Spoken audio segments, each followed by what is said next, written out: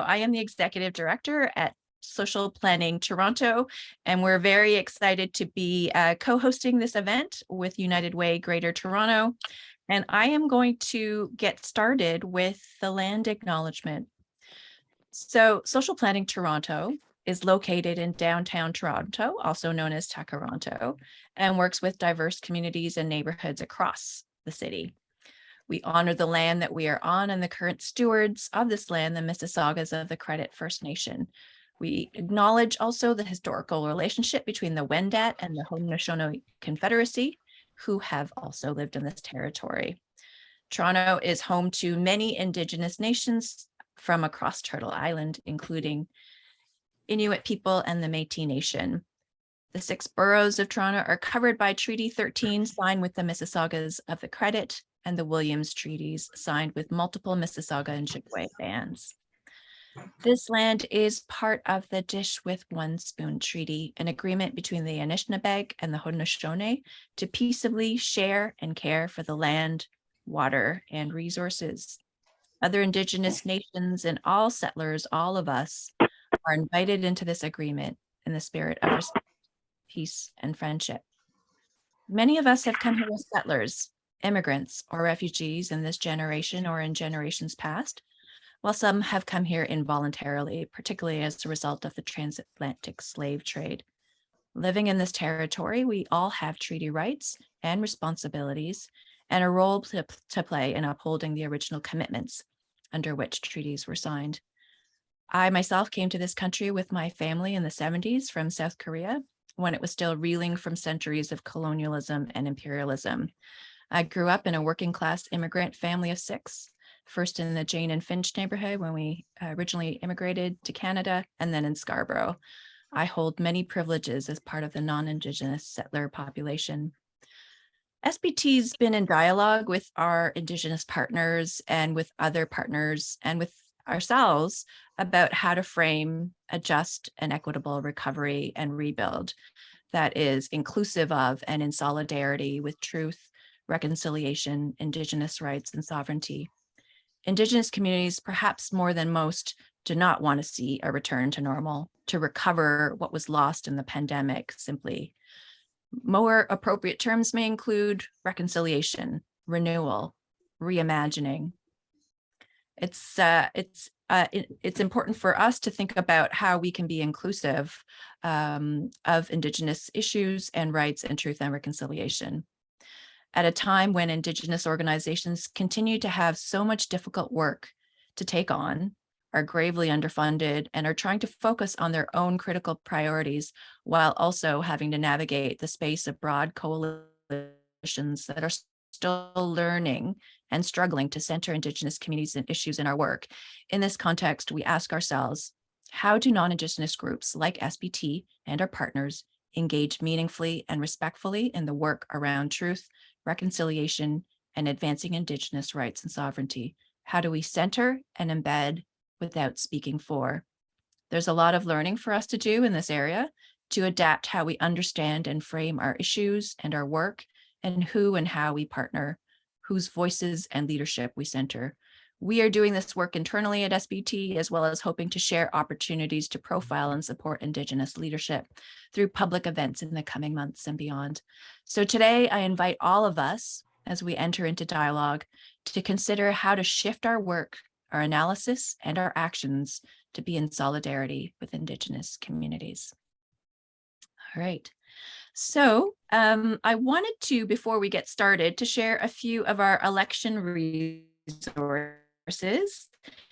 We've been busy getting ready for the municipal elections, and it's exciting to think about some possibilities for change. And also we know that people have been struggling to engage. So we're going to share a slide in a moment. We have a number of resources on our website. There's some fact sheets and some toolkits and some information, some links to campaigns and demands and events. And as well, we have a pledge for a more equitable and affordable city. So what I'm going to ask you to do today is to, I see that for some reason it wasn't showing on my screen originally, to please visit our website right now and someone's going to put it in the chat so you can have a direct link to our pledge. And I'm going to ask you to pledge to vote for a more equitable and affordable Toronto.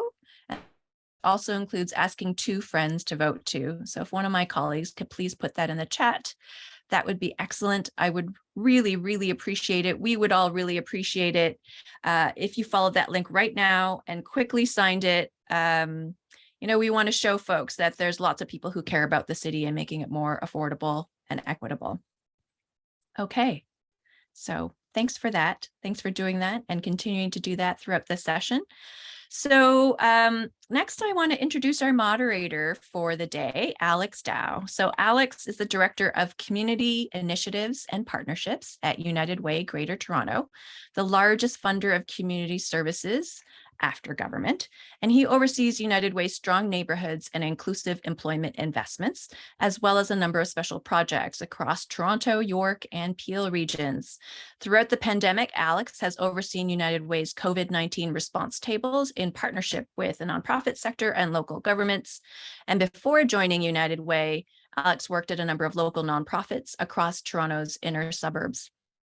He's the former vice chair of the Toronto Food Policy Council and previously served on the board of directors for Unison Health and Community Services, and is currently a board member of the Community-Based Research Center, a national organization focused on health equity by and for the LGBTQ+ community. Alex and United Way have been a great supporter of communities and the community services sector, and I want to thank them for their support of this work around equitable recovery, rebuild, and reimagining. Welcome, Alex. So great to have you. Thanks, Jen. Ready for me? Yes. Okay. Yeah, great. So I'm really pleased to be here with all of you in this space to talk about this just an equitable recovery concept, and with our 3 great speakers who I'm going to introduce shortly. First, I'm just going to talk a little bit about why United Way supports work like this, the ways in which we support work like this, and then I'll introduce our speakers, and we'll go into the questions, some of the prepared questions that we have for them. Following that, we'll do some of the more open taking questions from the floor. So United Way's role in this space is in a couple of ways. So, you know, if we think of the big kind of civic engagement, advocacy, policy space, community voice space, I'd probably categorize our roles in that space around some of the research and policy work that we do, the partnership work we do, the provision of resources, so funding, which we're most known for, and then also our ability to support networks and coalitions, including the Voice of Residents. So I'll give you a couple of more clear examples of that, especially for those that don't know us as well. So we fund a lot of network sector serving organizations. So that would include folks like Social Planning Toronto, OCASI, the Council of Agencies Serving South Asians, and so on, Toronto Neighbourhood Center. So many of you probably know of at least some of those organizations, and United Way is proud to include them in our funded agency portfolio. We also looked at our funding priorities, and we named both community building or community development, at times it's been called, and then social and systems change is actually 2 priorities that we wanted to fund agencies to do work on. And so that was new as of about 7 years ago. The pandemic, because of the pandemic, my timelines are off.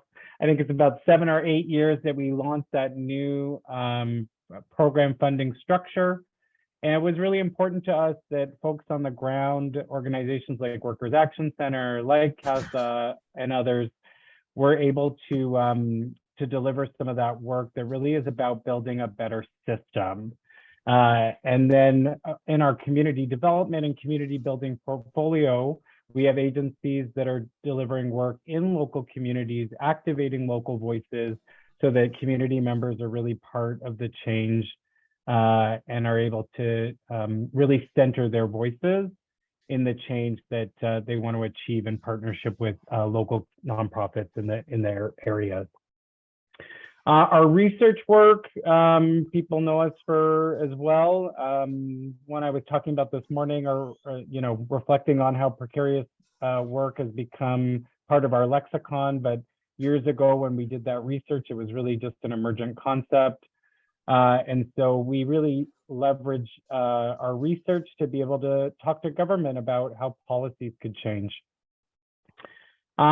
We've also got partnerships with initiatives like the Democratic Engagement Exchange, which is an initiative out of Toronto Metropolitan University.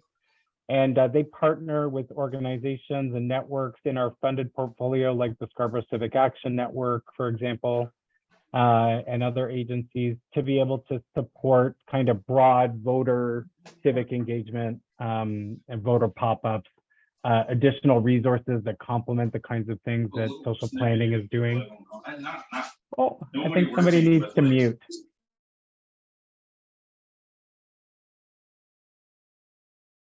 Okay, thanks. So that's a mix of what we do. And then I'll just say one other thing about kind of like what I'm hoping for today. I mean, I think a just and equitable recovery is obviously, it's a conversation we've been having for a little while. We actually supported social planning and a number of other organizations when the City of Toronto was engaging sectors to put forward their ideas of what that meant. And, some of us on this call are probably like, what happened to that? Why don't we talk about that as much anymore? Where is the urgency that we seem to have in the first year or the first part of the pandemic? Why does that seem to have left the ecosystem at the moment or at the political level? And so, our support to social planning and in a number of other platforms is to really continue to think about those ideas. And so we're really pleased that they could host this event today.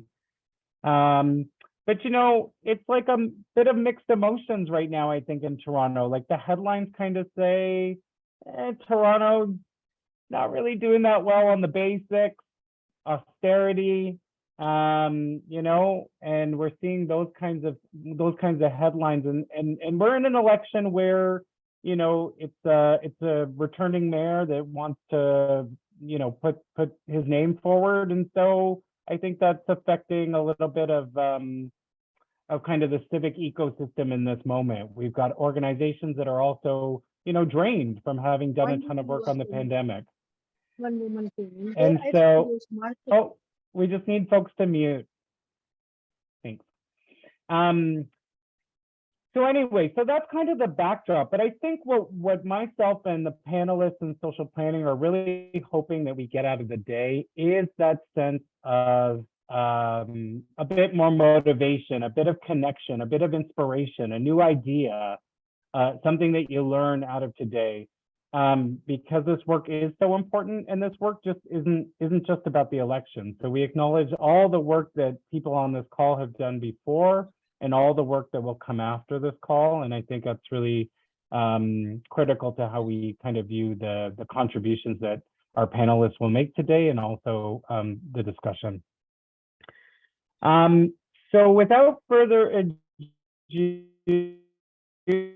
I'll keep us on time. And I think how I'm going to do this is I'm going to do this individually and then pose the first question, then the second person poses the first question, and so on, if my panelists are okay with that.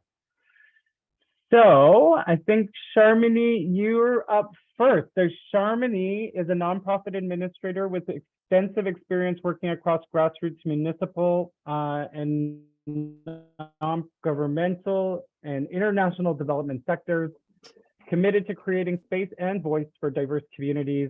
She has worked to support immigrant, displaced, racialized, and queer communities in Canada and Sri Lanka. Her international work in Sri Lanka is focused on health and human rights within the context of civil conflict, with specific attention to the impact on women.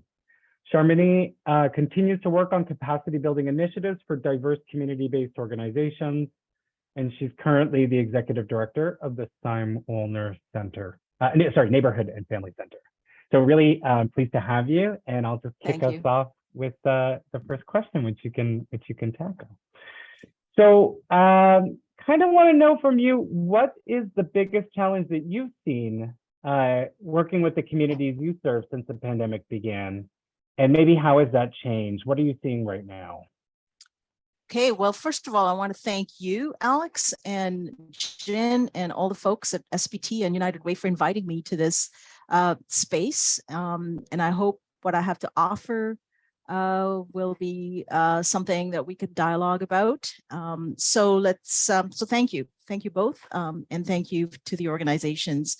A lot of respect for both you guys and the organization. So what challenges? Well, and I have 3 minutes for all the challenges. Well, let me try and make that as focused as possible.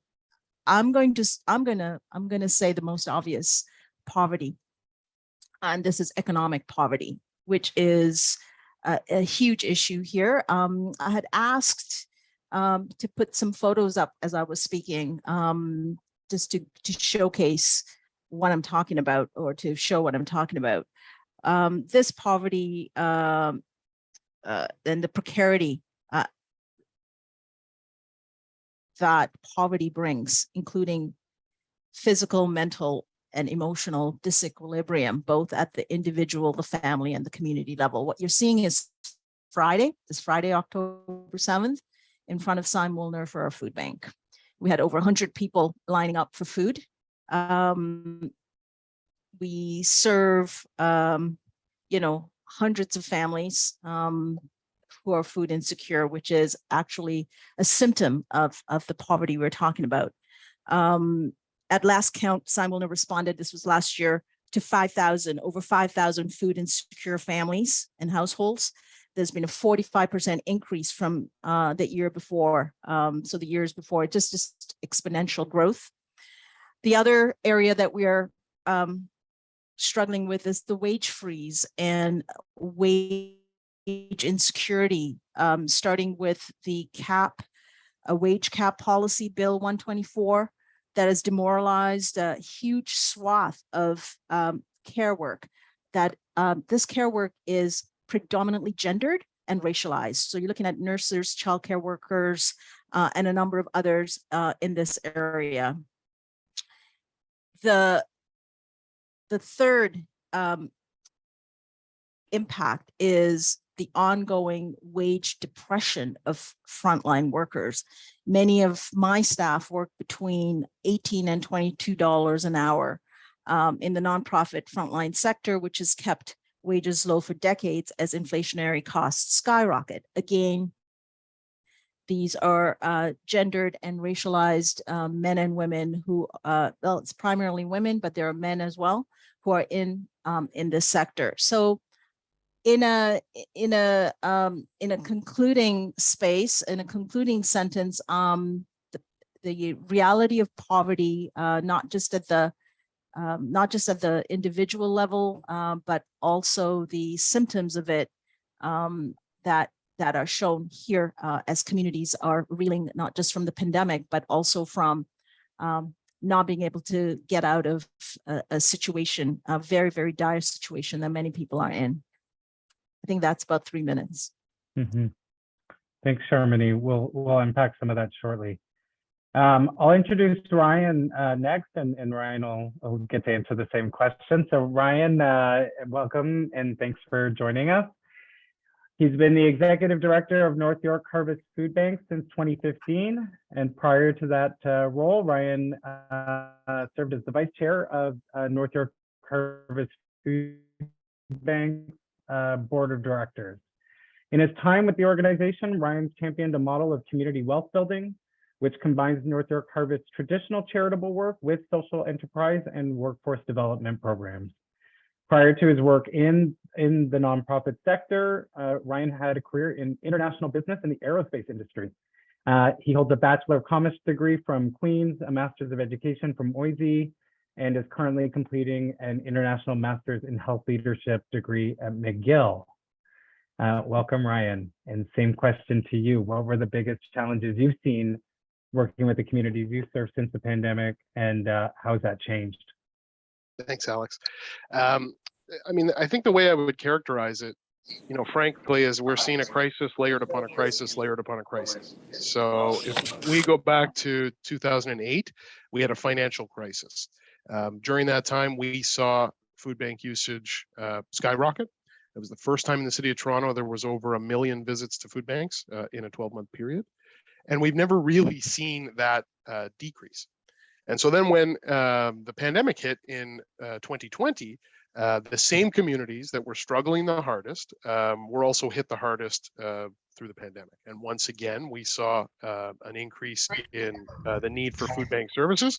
And, Sharmini has illustrated that in, in one of our agencies. More recently, so again, we see an increase in food bank usage without it ever really coming down. So, there's the idea of sort of going back to normal really has never materialized for us for over a decade now. And what we've seen more recently is the economic fallout from the pandemic, whether that's inflation, whether that's recession, job precarity, wage stagnation, all of these things. And once again, we're seeing an increase in food bank usage and the need for food bank services. And we don't see that getting better anytime soon. And so, we think we're going to be dealing with this for a number of years. Now, on top of that, we're also seeing, and some of this is natural, the tremendous amount of community support that we saw in the early stages of the pandemic. And Alex, you kind of hit on this a little bit in your remarks, starting to decrease a little bit. People are moving on with their lives. There's other nonprofit causes and other causes that people want to support. So we are starting to see that level of support decrease. And as well, the agencies that we support, so North York Harvest Food Bank is really a distribution hub, and we collect food and funds and distribute that out through a number of agencies. We're seeing a level of burnout, a level of fatigue, a level of strain that I haven't seen in my time in the sector. So when you put all those things together, an increase in need, starting to see a little bit of fatigue amongst the donor base, and starting to see a tremendous amount of strain and fatigue amongst those who are on the front line, you really see that there's a perfect storm. It's more than brewing. We're in the middle of a perfect storm right now, and as I said, don't see that reversing itself at least for years to come.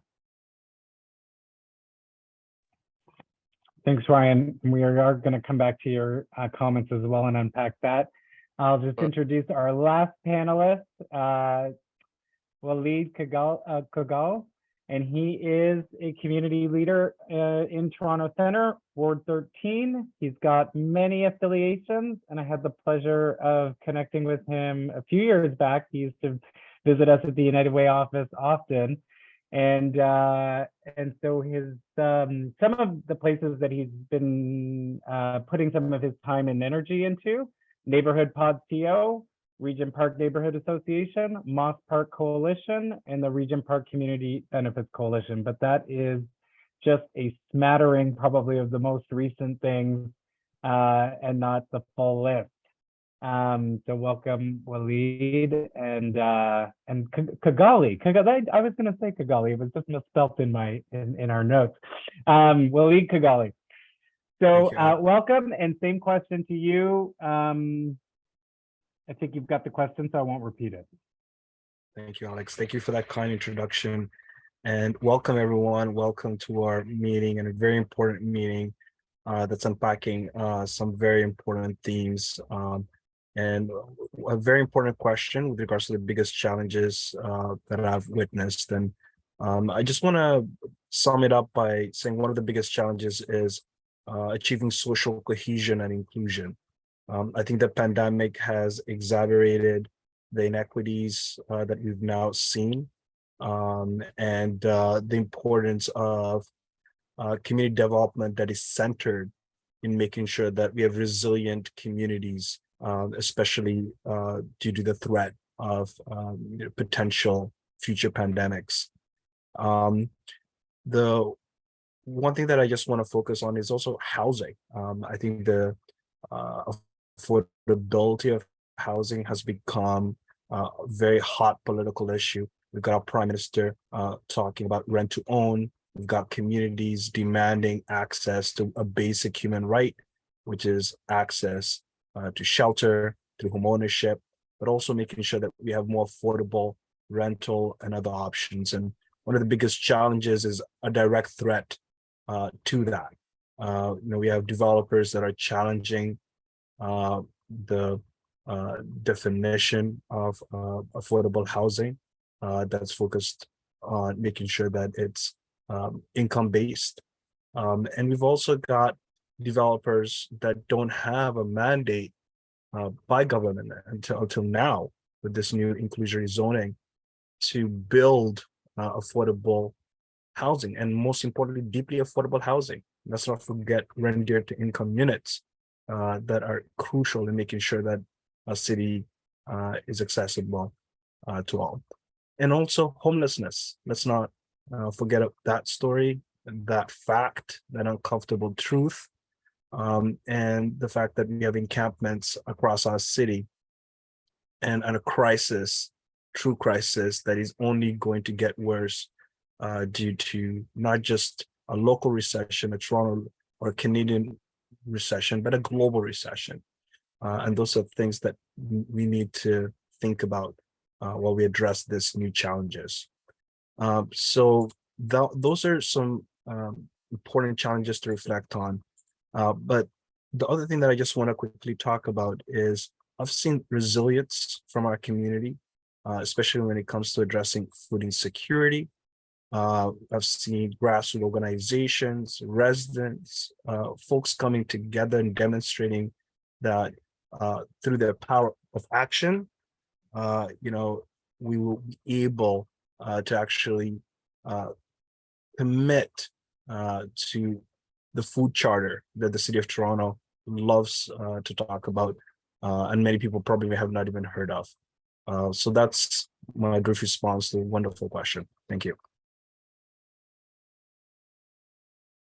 So we've started this discussion off well, and we've touched on a number of issues, and some of them we'll unpack as we go through the dialogue. But I kind of wanted to invite folks to comment on how the city can immediately respond. Like, we've seen that government, when it is motivated in times of crisis, can move rapidly. Modular housing is a good example, something that was talked about for a really long time and moved pretty quickly. Governments lined up dollars, sites were selected, agency partners were determined, and community consultation happened, but in a way that kind of also tried to address NIMBYism.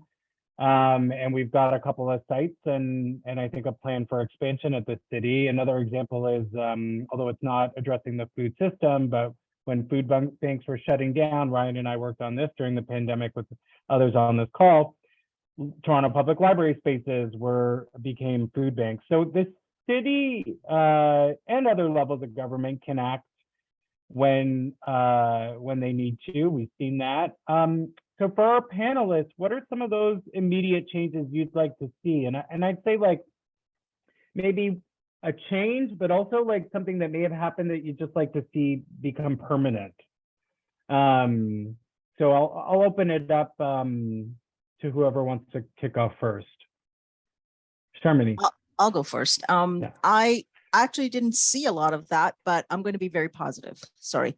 The actual reality for us was a retrenchment of services and supports. We lost housing funding to about a month ago, and about 120 frontline organizations lost their housing workers. So that there was a clawback actually of city supports and services. The city had decided to put their money somewhere else.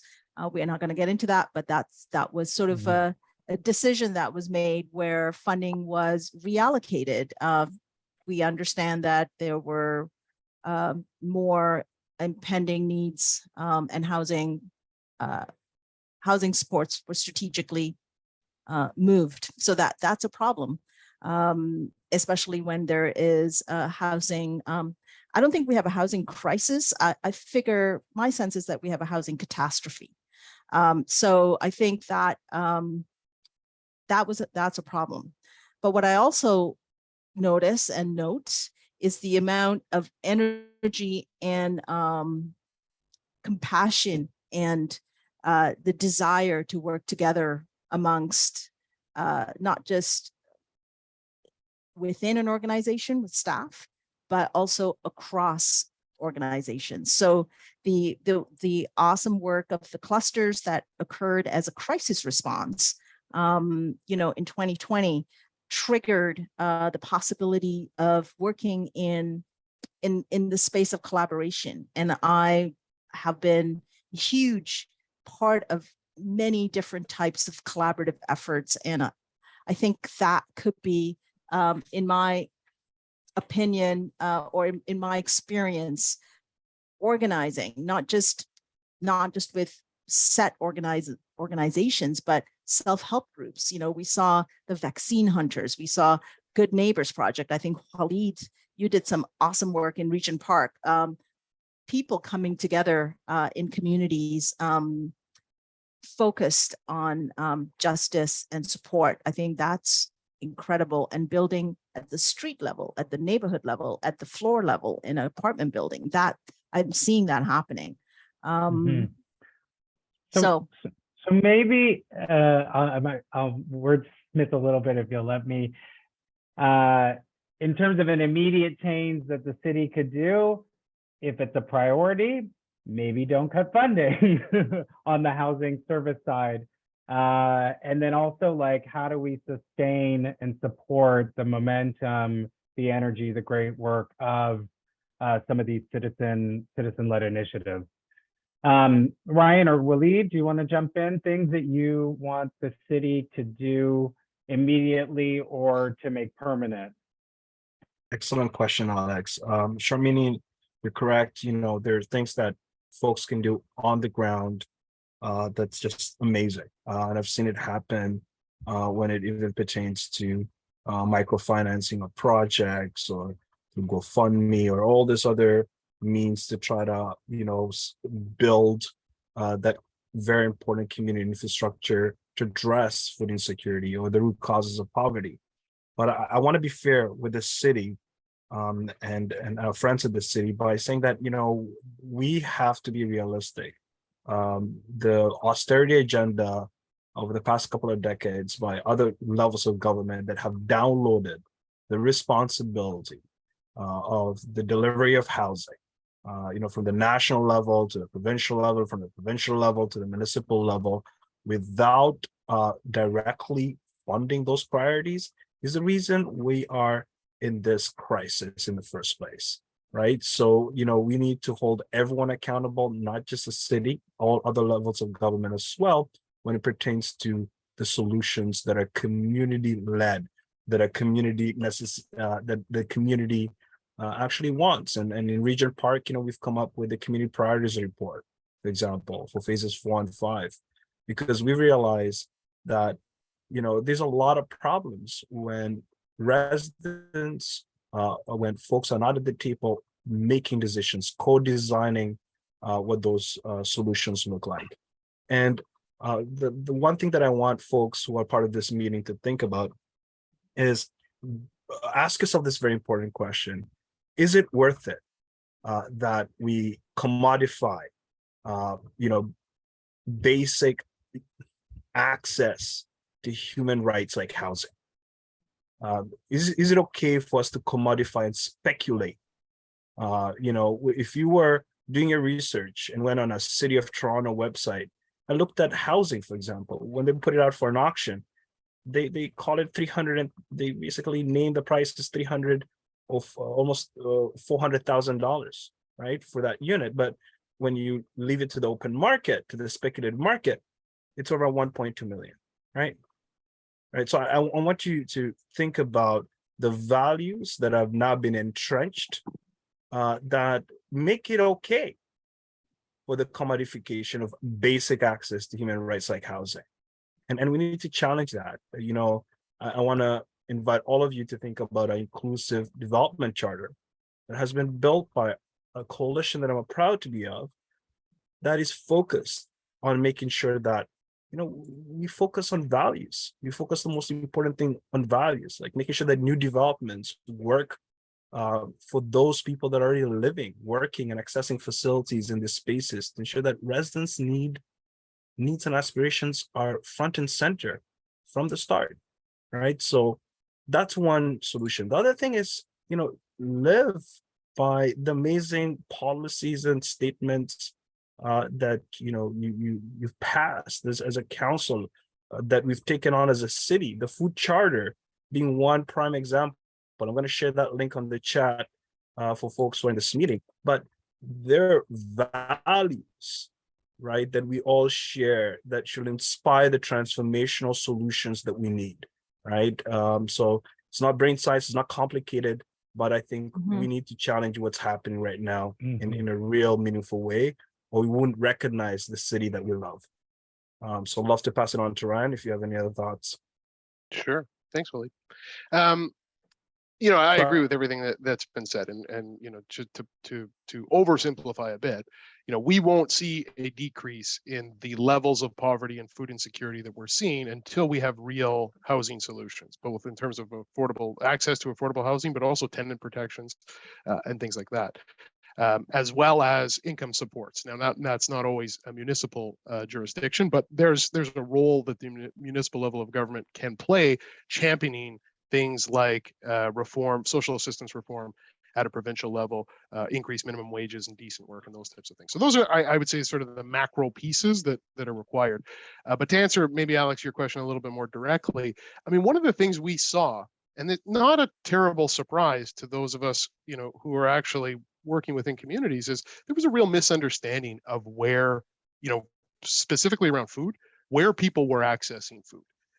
And I know, you know, we had been involved as an organization in some resilience planning at the city level years prior to the pandemic. And there was a pretty clear understanding that, you know, if the grocery stores were able to stay open, you know, that would maintain food through any type of crisis. And what was lost in that, and that's probably true for thousands of people, but there are tens of thousands, now bordering, you know, now over hundreds of thousands of people in this city that are accessing food through food programs, mutual aid programs, food banks, drop-in programs, all these types of other supports that just weren't really properly understood or mapped, you know, or included in any sort of planning. So we were faced, and you know, I've told the story before, so people can forgive me if I'm repeating myself. You know, I can still remember it was Thursday, March 21st of 2020. Where over the course of that day, we cascaded closing schools and community centers and places of worship. And by the end of a 12-hour period, there was no place for North York Harvest to distribute food. You know, we had food, we had trucks, we had staff ready to go. There was no place that was open where people could get food. So in the span of a day, there were, you know, about 30,000 people that had no access to emergency food support. And that, you know, that was just a misunderstanding or an oversight, or however you want to say it. So I think we've certainly learned that lesson, and reincorporating that into our plans, you know, is going to be critical. You also hit, you know, the more positive side of that is the response was quite rapid. And in the span of those 24, 48, 72 hours, that's where the idea of putting food banks in library branches that were now closed, but that were safe and accessible for people, you know, building upon parks and rec infrastructure, using community centers for food spaces and things like that. So, you know, I think the more positive or constructive view is, as you said, when there's a motivation, when a crisis hits, we're able to cut through a lot of bureaucracy and sort of get things done. And, you know, I fear that there's a feeling that the crisis is now past us and we can kind of go on to now a regular order of business. And what I'm hearing, certainly what I experience, but what I'm hearing from the panel is, no, we're in a catastrophe right now. We need that same type of nimbleness, that same type of sort of innovation, that same type of collaboration with people with lived experience who are actually in community. And we need to keep that and build upon that and keep that going. And I just want to add one last thing.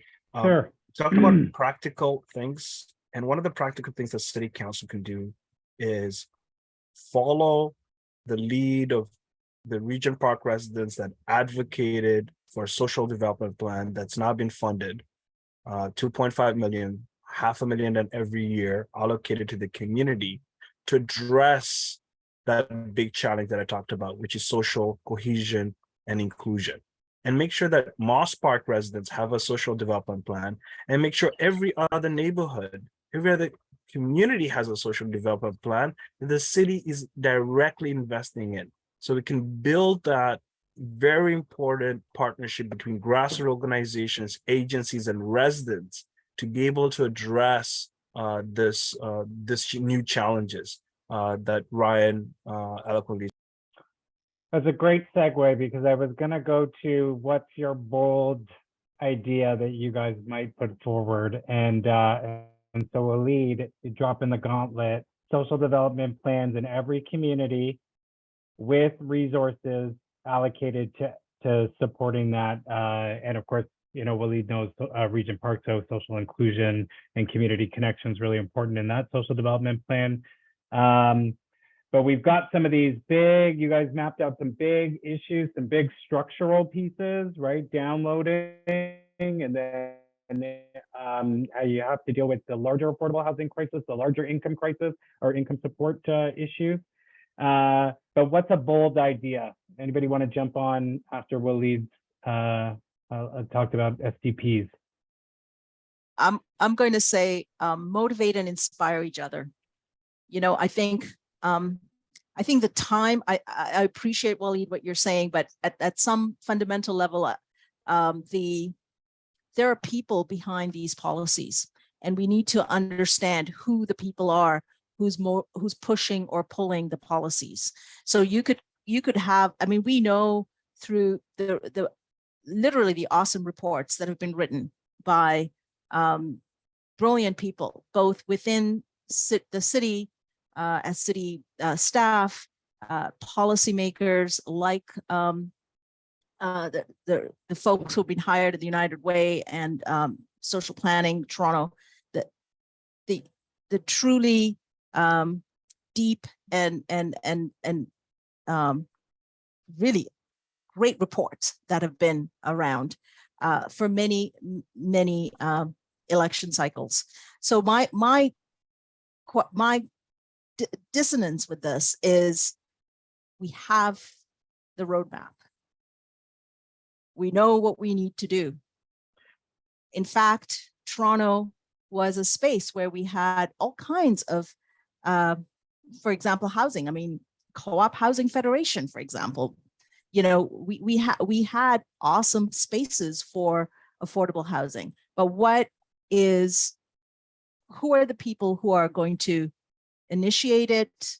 And I can't see that being initiated at the political level. I think the inspiration and the motivation needs to be a groundswell of support at the community level. Once that happens, we put the people into spaces that where the needle can be moved. But I wonder, and this is a question and I'm curious, will we be able to expect that from the current city council? Will we be able to expect that from what we have seen happen at the city council with the dispensations of the budget, how that $15 billion is being allocated? And that to me continues to be a question. So we'll unpack that. We'll give Ryan a chance in a second. I think when you talk, it reminds me that there's two things come to mind. One is that this is why it's so critical that for those of us doing the kind of get out the vote, the groundwork on civic engagement, because office for the next 4 years really matters. Yep.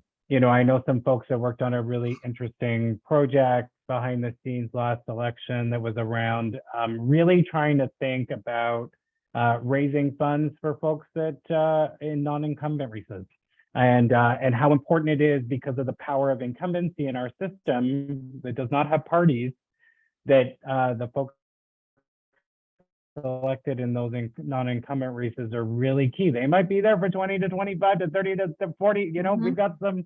I think I don't know if anybody reads Spacing. They had a great map this past issue, Spacing Toronto, of like which councillors were in power since when. I think one of them since 1988. Oh the yeah. oldest. So it is so important that that work happens in these moments, and really that the groundswell is activated beyond as well. Ryan, I'll give you a chance. Big, bold idea. I mean, I'm going to give you two ideas that I actually don't think are that big or that bold, but are much harder than they probably should be. And they tie a little bit to Sharmini's point about sort of inspiring and uplifting a little bit. You know, we spoke about housing and the impact that that has at an individual level, but I can also speak to, you know, from a nonprofit perspective, this is a huge issue. The occupancy cost that's required for your office space, or in our case, you know, it's food warehousing and distribution space, is really prohibitive. And so there are thousands, probably tens of thousands of nonprofits in this city who could use better access to public space. And the city of Toronto has a tremendous amount of public space, whether that is outdoor space, green space that could be converted into food production, whether that is as you know the community centers and programs, what have you. So whatever the you know, whatever the case that a nonprofit is working on, whatever the cause that they're or mission that they're furthering, they can use access to city space that is sitting in surplus. And you know, I would say that's not a one-way relationship. And we know this from our experience. When we're able to access those spaces, animate those spaces, bring community members into those spaces, that makes those spaces better. And so that's a mutually beneficial partnership that, and as I said, it's not that bold. We have examples, you know, North York Harvest has several examples that are quite successful in any way you want to evaluate it. But to actually get to that end result, the process is far too cumbersome, far too difficult, far too bureaucratic. And that's where, you know, if we could take some of that, and that's what we saw change in the early days of the pandemic. We were able to cut through that. So if we're able to cut through that in an ongoing sense, that's going to have a multiplier effect, you know, in every community, in every nonprofit, and then the communities that they in turn serve. So I think that's one. Another one that some people may not always think about, you know, in addition to city budget and how that gets spent, you know, the amounts is also how that gets spent. So North York Harvest, for example, we run a social enterprise where we purchase food at wholesale prices and make that available to other nonprofits who have food programs, whatever that happens to be. That enterprise then creates capacity for our organization, which then allows us to do more emergency food work. So, you know, and I've asked city officials this, how are your purchasing decisions being made? You know, we do have a social procurement policy at a city level, and we have an anchor strategy. You know, those things really need to be invested in and really need to be targeted to smaller organizations, local organizations, more grassroots organizations, and collectively that's how we create a more local, equitable, inclusive economy. So I think, you know, and that's one that, you know, keeps us away from some of the partisan politics of, you know, the budget should increase, it should decrease. No, it's you know, that's another discussion. How that budget gets administered, who the vendors are that benefit from that spend, and how that money then either circulates within our economy and multiplies within our economy, or gets leaked out to multinational corporations, you know, in the form of profit or sent to another jurisdiction. That makes a big difference. So I think that's, you know, that's another area that sometimes gets overlooked, but can certainly be game-changing for a lot of nonprofit organizations that have social enterprise components in addition to, you know, maybe their core fundraising or core charity. And let me just, Go ahead. you know, echo some of the things that you just said. The bold ideas are here. You know, yesterday I was reading the newspaper, Toronto Star, and was interviewing Louis Marsh, Zero Gun Violence. And he said, well, we have seen what zero gun violence looks like. It's in Rosedale. It's in Forest Hill. We know it. We know what to do in order not to have gun violence. It's there. So what Ryan's saying is right on. I mean, we know what the answers are. We have the reports, the trees and trees of it. We have the recommendations. We just do not have the political will to make it happen. We saw what happened in 2020 within, within literally 2 weeks, we had universal basic income that stopped millions of people from descending into the trenches of poverty. We saw it. We were there. We witnessed it. So I think the bold ideas are here. We have brilliance in the city of Toronto. International, multinational, transnational brilliance is here, whether it be through our awesome, post-secondary institutions, our bureaucracies, our think tanks, you name it, it's here. We have it. We've written the reports. We have it. We have the recommendations. We just do not have the political will to push it through, because we can repeat ourselves.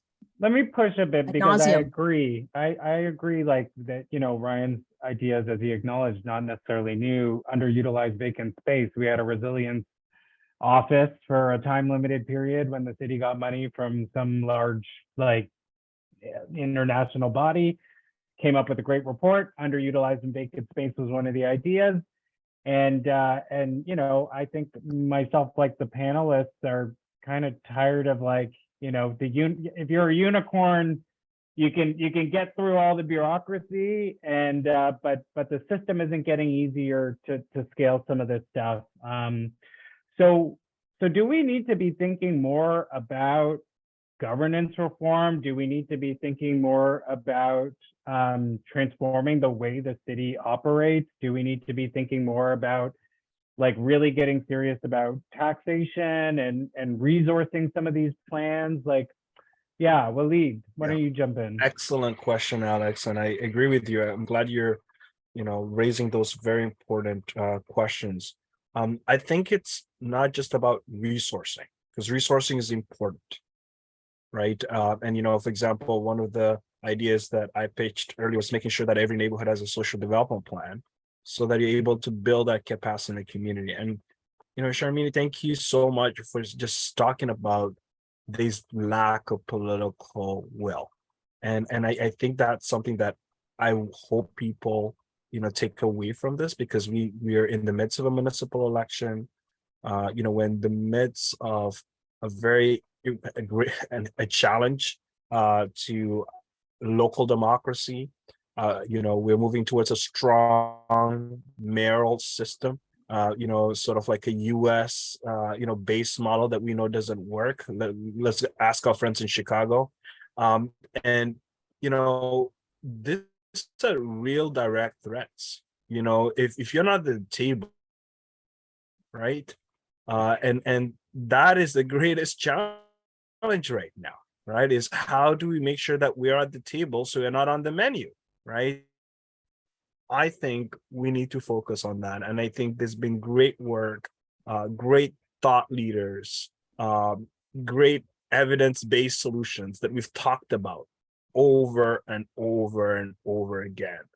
But if we're not implementing it, then you know what? That's the greatest tragedy, because our governments are supposed to support this work, are supposed to nourish this work, are supposed to work. And Sharmini, thanks for that important reminder. And I think we need to. Why do we do only engagement during elections? Why is the engagement not between the entire 4-year cycle, right? We do have resources to do that engagement. And the greatest threat we're dealing with right now is a low voter turnout. Look at our provincial elections. And I'm really deeply concerned about what's going to happen on October 24th. You don't have anything in your Sorry, guys, folks, we just need you to mute if you're not on the panel for a few more minutes. Yeah. So I think. Sorry. Oh, yeah. Sorry, I just want to say one thing, which is really, really. Sharmini, I think they helped us with the mute, our social planning colleagues. So just unmute and start again. Oh, okay. I want to say something that we haven't. There are social movements globally, and right here in Toronto, And we were in the midst of it when Black Lives Matter came onto the scene after the murder of George Floyd by the police in the US. And what we saw was a sea change. What we saw was consciousness being raised, not just with every person. What we saw was people having to deal with the realities of oppression, and how that oppression was on the streets and everybody saw it. And that's, if we want to change the needle, we can't play in the same sandbox over and over and over and over and over again. We can't, because that sandbox, the rules are set. The rules are done. And we all know that. So we can't sleep. You know, we can't chill. We have work to do. We have work to do. And the only time I'm going to be resting is when I'm 6 feet under. And that, you know where I learned that? I learned that in Pakistan. I learned that with a feminist called Nighat Saeed Khan, who said, you want to rest? That's when you're 6 feet under. There's no time. There's no time. And we need to organize like those young people who took to the streets, Black Lives Matter, not just in 2020, but before that. And we need to, you know, all power and praise to those young people. And we need to follow their lead, because this is the time of youth. This is the time of young people. They're the ones who are going to be the people who are going to be the folks who are going to have this. You know, they're in the schools right now being infected by a level 2 pathogen. What the heck is that? What is a level 2 pathogen? A level 2 pathogen is like tuberculosis. The level 1 pathogen is like Ebola. So we're in a crisis right now where children are being exposed to a level 2 pathogen in our schools. And you know who's organizing against that? Parents.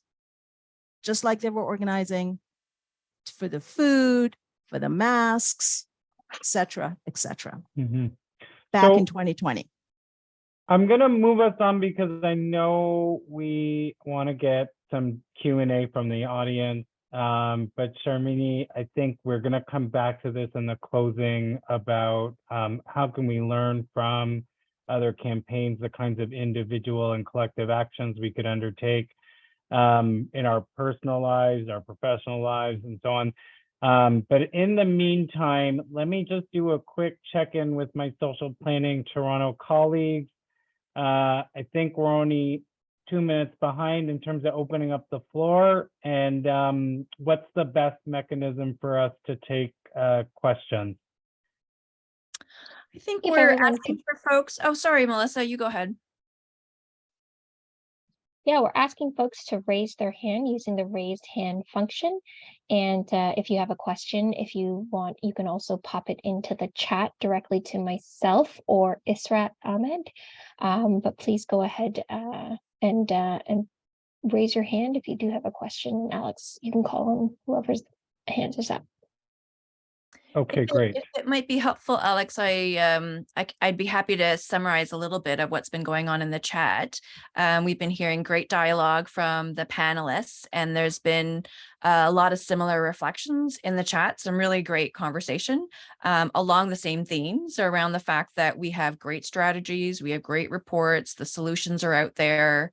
The solutions around multi-tenant houses, there's solutions around democratic processes, addressing poverty, all of that. And yet, you know, it goes down to a poor implementation or lack of resourcing or a lack of political will. You know, we talked to some panelists or some of the in the chat, some folks are talking about the strong mayor legislation that they enacted at the provincial level, which gives the mayor considerable powers, including over the budget. And so we're seeing an erosion of local democracy on a number of fronts. And that is one of the most recent concerns. So, you know, going back to the question of the lack of political will, when you're thinking about that in the context of the burnout and the struggle and community. And the groundswell of Black Lives Matter happened, at an earlier time. And now we're seeing people really, really struggling. Walied talked about the lack of engagement in the provincial elections. I don't think any of us are expecting anything phenomenal in terms of turnout with the municipal elections. Everyone talks about it's inevitable that John Tory is going to become the mayor. And then Alex talked about the incumbent race. So, what can we do in the midst of the burnout, in the midst of political will, in the midst of lack of resourcing and implementation of these strategies? How do we get that groundswell back up in the context of all of this happening and people struggling? So I guess that's a question for the panelists as well as participants.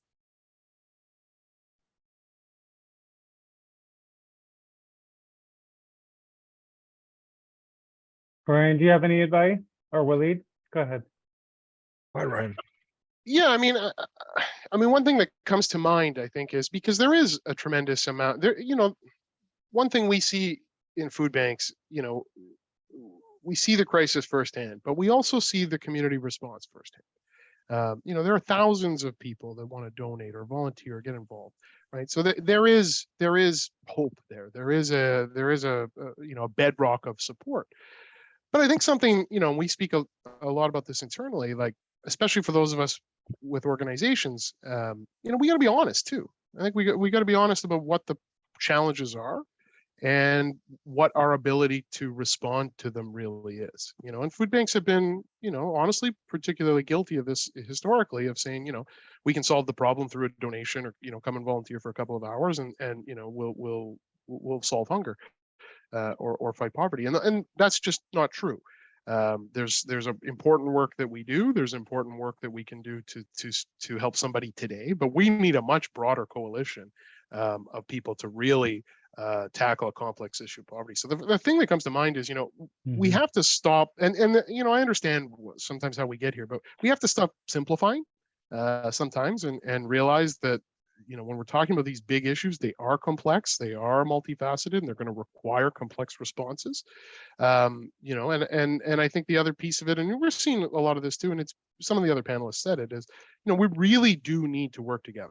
I mean, it's easy to say collaboration and things like that, but, when push comes to shove, and sort of at the end of the day, we all have this, for those of us who are, running organizations, we all have bottom lines to hit and targets to hit. And we have to find ways to sort of go beyond that and see that the movements and the broader missions are more important than, the health of our specific organizations. It's easier said than done sometimes, I'll admit, but that's what I was thinking, specifically when Sharmini was speaking about the different movements and that are out there. We need to see that connecting into those movements is our mission, and kind of change our framework a little bit. So that's, I think that's a little bit more of what we need to do, and a little bit of self-reflection. And I think if we all did a little bit of that reflection, we'd probably get to better solutions. I'll say it like that. Great. Walied, do you want to go ahead? And then I do want to take the first hand off the floor, Kashmira. Sure. Thank you so much, Alex. I just want to say, Ryan, thank you so much. And Sharmini, thank you so much. As panelists, I think, one of the greatest threat that was mentioned was democracy, local democracy. And, as an organizer, my response is organize, organize, organize, right? Like, there's no shortcuts to this work. It's not, you can wave a wand and people are going to show up on the streets. And I've organized massive rallies with tens of thousands of folks. And it really requires building trust and working with folks. And this pandemic has actually created an opportunity for that community building. But unfortunately, there are folks who might not share our values that have used that opportunity to organize. And you've seen it publicly, the open displays, of ignoring or rejecting science, the lack of empathy that was demonstrated. And we need to push back against that, because it's happening over social media. We're not as organized as I hoped, when it comes to, ensuring that We build capacity intentionally. We can do better. And there's been great work that's been done. You know, when I think about my community, the community that I deeply love of Regent Park, the capacity building has slowly happened. We were one of the few community tables that never shut down. We kept on operating. You know, we got Zoom accounts, we adapted, but we kept the work going. And that resilience is important, right? Because things are not going to happen easily. Social movements are built on a foundation of hard work and tears, and you know, really going out of your comfort zones because you deeply care about an issue. I've seen personalities, folks who will never come out on the street and protest, never put up a sign, but they had the courage to do so because it was an issue that they deeply care about. And I know the issues that we're fighting for, such as housing, such as making sure that we have strong public services, our healthcare system, making sure that we address the root causes of poverty and eliminate homelessness. These are value-driven ideas, right? And I think it's important for us to appreciate that people are smart and they get it. But we need to make space, and we need to make it easy for people to get involved and take political action. And I think we need to just work together, build on our coalitions. You know, I'm part of various coalitions, and there's nothing that stops us from all coming together to demonstrate, you know, our collective, you know, push for action. And most importantly, not in the downtown core. We can't forget that the power has shifted. It's in Scarborough, it's in North York, it's in other parts of the city, and we need our allies there to also show up. So I'm gonna move us into questions from the floor. We have Kashmira, Tim, and then we have one via our colleagues at SBT. Kashmira, are you still good to make a comment or a question? I think your hand might have. You go ahead. Yes, it's been such an informative, nice session. I really appreciate. As I am a community ambassador, so I've started to work as a community member year and a half for 2 years. As I noticed, yes, we are suffering from the housing, health, food, all those kind of the problems. But we have a resource too. Before it takes time to create a new resource in city to come and do that. If we make some kind of the connection that right now, whatever we have resources, if we use that into the organized way, at least we can start the first step. Like we have a lots of community centers, or we have a lots of community resources such as like housing help centers, Scarborough Community for Healthy Network, AXA. We have the Tamil communities. We have a lots of community centers. If we have a one government department which can connect to that levels, like if you think just a street level, which I worked at street level, and that's the, we have a resource, but people just don't know where to go, how to connect them, how to get there, what the information do we need. So if we have a one department that connects the public, like anyone can call that or go to that particular department and they can connect, okay, go this department. So at least we can take a first initiative. For the youth, I do see that youth, it's a big issue. Since last 8 years, I'm dealing with the school and all those. Kids or our youth is going to the different directions, because when the parent raise the issue or put their foot down on that time, we do not give them the access. Like I too met numerous parents. They are suffering, their kids are into the depression, they are going towards to drugs, and they ask help on that time. Okay, this is 17-year-old, this is 18-year-old, parents cannot do anything. But on that time, we need to listen to the parents or the youth what they are suffering, and on that time cut we get the information or we put them to the right direction, at least we can save our youth right away. Our Mhm. youth are really our future. So And Kashmir is there kind of, was- oh, sorry, go ahead. Did you want to finish? No, it's fine. Go ahead. Okay. Yeah, I think you've laid out some really good points. We want to leverage the resources we have. We want that people need to be supported to navigate the, the system in the city, and partnership. Like, how can we enable partnership, right, with communities? Tim, did you want to jump in? We'll take your comment or question, and then maybe we'll open it back up to the panel to respond, or we'll see how many more Sure. questions we have. Go Thank ahead, you. Tim. Yeah, regardless of how many resources we have and how many allies we have and how great and strong they are, if we're not moving in the right direction with the right understanding that this system isn't broken. This system is a white supremacist capitalist system that was established on exploitation and oppression. And that is what we're dealing with. So the system's not broken, it's doing exactly what it is supposed to do, alienating, oppressing, and exploiting people in various ways. Okay, it's why do we not have water on reserves? We know how to do that because we don't want to give Native people water. Why do we not have social housing?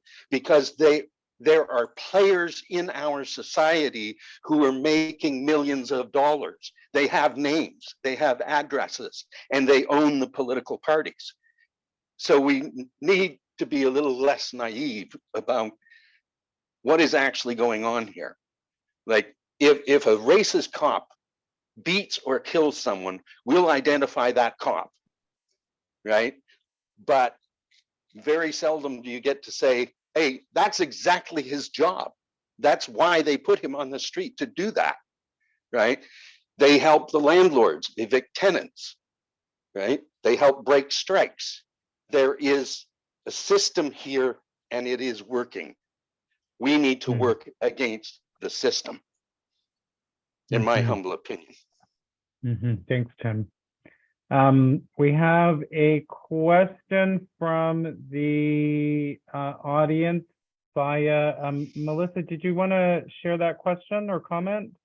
I'm a little lost in my chat. Sure, I can do that.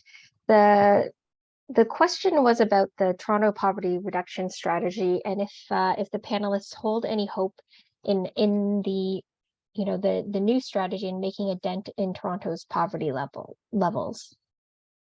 Who wants to maybe go, and then we'll go back. I think we. Waleed. Yes. Yeah, I think we need to look into the mirror and remember, reflect on the commitment that we made to end child poverty.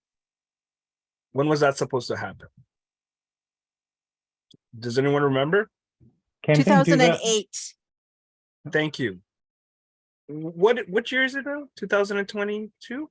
It's 2020. Right? So it's always the point is it's always talked about. There's always, sort of like that support at the beginning, but then it's never implemented. It never comes to realization. That goalpost gets shifted and shifted and shifted and shifted. A crisis comes up or an excuse comes up, a budget reason is what we always hear about. We don't have the funds to make it happen. And I think when we really are committed to addressing poverty, our budgets, our resources are going to reflect that. But it's that, again, comes down to political will. It comes down to lack of accountability and transparency and inaction by many who feel disempowered, who feel that the political process might not be working for them. And apathy and lack of engagement, in my opinion, is going to be the greatest threat, because if you're not at the table, you're on the menu. So I think it's something that we seriously need to address, because not just child poverty, but poverty in general is going up across the city. I've never seen it this bad. I have never seen the level of poverty in our city since I've been living here this bad. So we all know it's getting worse. We all are committed to doing something about it, but it will require our action. We can't just be passive about this and just allow things to be the status quo, because they're not going to get better. Sharmini, did you come off mute to say something? And then we'll do a time check with our colleagues from SPT. You know, we can't afford to be naive, not that we are. We can't afford to be complacent, not that we are. And we can't afford to capitulate. Maybe we are.